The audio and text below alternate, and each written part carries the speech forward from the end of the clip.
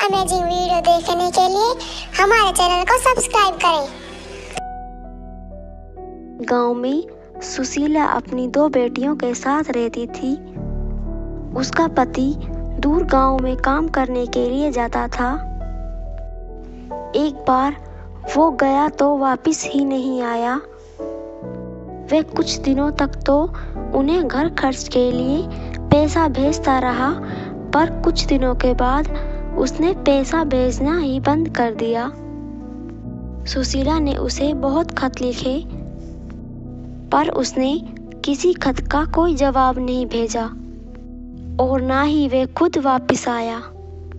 सुशीला के लिए बहुत मुश्किल आ खड़ी हुई।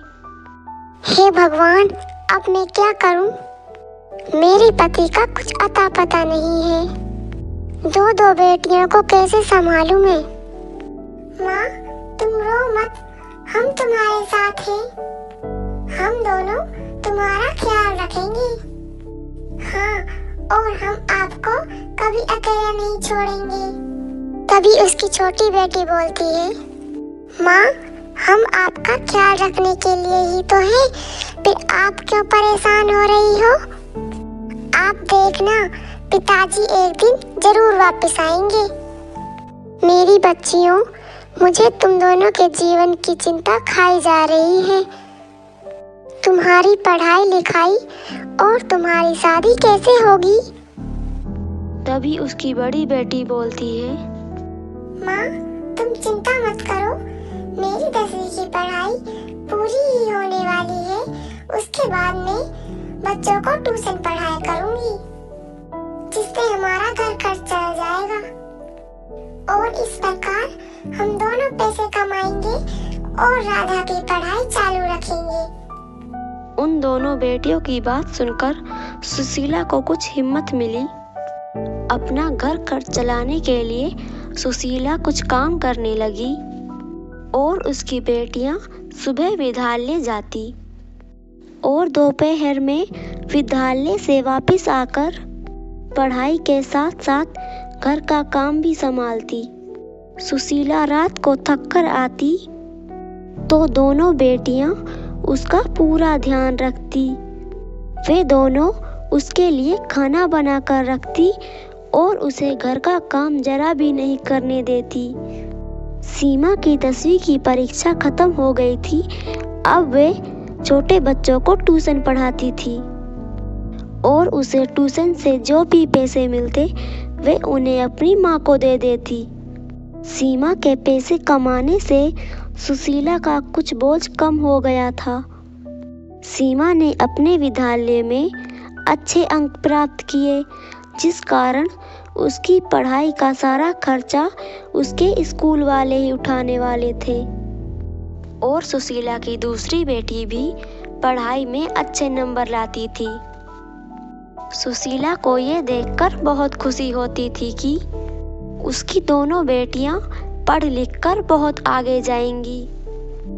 एक दिन की बात है, वे दोनों जंगल में जाती हैं तो देखती हैं जानवर बीमार हो रहे हैं। तभी उनकी नज़र एक तोते पर जा रही होती है। वो तड़प रहा होता है।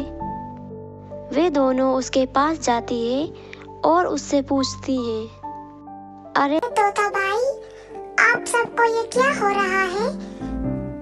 अरे बहन, क्या बताएं, ना जाने जंगल में कैसी बीमारी आ गई है जिससे जंगल के सारे जानवर बीमार हो रहे हैं और एक एक कर सारे मर रहे हैं।